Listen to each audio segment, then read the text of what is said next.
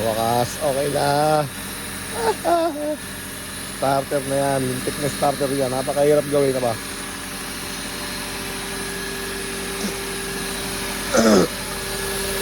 Yun ang problema. Nakatape na. Tapos ito nakalas na. Okay naman. So far. Hey. Grabe.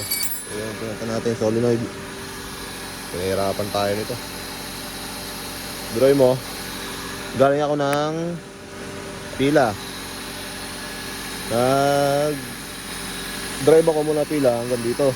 Then binaklas ko yung pyesa, which is ito nga. Pagkabaklas ko nito, bumaba pa ulit ako ng Santa Cruz, Laguna. Pero Laguna pa rin naman to. Ang problema is Kabinti. Grabe.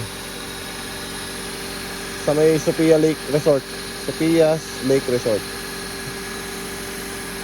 Tapos bumaba ulit ako sa Santa Cruz para bumili nito bago. Ito yung nabili natin bago. So na-install ko na yon. Ayan. Gumana na yung starter ni ate.